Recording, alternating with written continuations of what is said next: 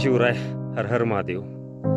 हडसर किल्ल्यावरील हे शिवमंदिर पाहून थोडंसं पुढे येतो त्यावेळी या इथे आपल्याला अशा पद्धतीने 3 तोफांचं या इथे दर्शन मिळतं. ह्या 2 तोफा सुस्थितीत इंटॅक्ट अशा तोफगाडे बसवल्यामुळे ह्या अतिशय सुंदर अशा तोफा या इथे आपल्याला पाहायला मिळतील. आणि ह्या बाजूची एक तोफ आहे ती मात्र अर्धी भग्न अवस्थेत. पुढचा जो अर्धा पार्ट आहे लाकडी कोरीव काम करून त्याचं ॲडजस्टमेंट म्हणून त्याला शो देण्याचा प्रयत्न केलाय.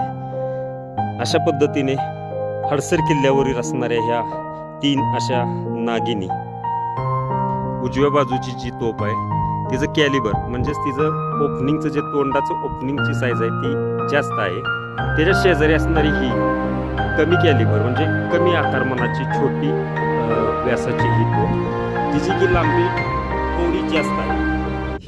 हे प्रयोजन असण्याचं एकच कारण की ही जी तोफ दिसते आपल्याला स्क्रीनवर ही लांब मारा करणारी तोफ आणि ही जी दिसते उजव्या बाजूची तोफ ती कमी परंतु तेवढाच घातक हल्ला करणारी मारा करणारी ही तोफ.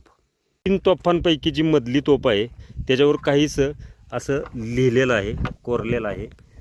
फारसी भाषेत असलेले हे लिखाण.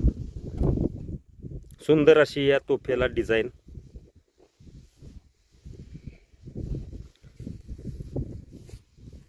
समोरच्या ओपनिंगला पण अशा पद्धतीने एका प्राण्याचा आकार दिलेला आहे. समोरचा जरा नजारा तुम्हाला दाखवतो. या इथे समोर असणारे हे माणिकडोह नावाचं खूप मोठं धरण. माणिकडोह धरण हे कुकडी नदीवर बांधलेलं आहे.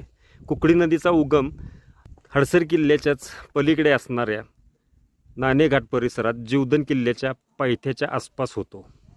हडसर किल्ल्यावरील या अशा 3 तोफा अतिशय आकर्षक अशा ह्या 3 तोफा आणि आमच्या या चिमुकल्या 2 बालमैत्रिणी. एक आहे उर्वी, एक आहे मानसी. आज ह्या दोघींनी अवघड अशी खुट्टीची वाट चढून हडसर किल्ला सर केल्याबद्दल प्रथमतः त्यांचं मनापासून अभिनंदन. छत्रपती शिवाजी महाराज की जय. जय जिजाऊ जय शिवराय.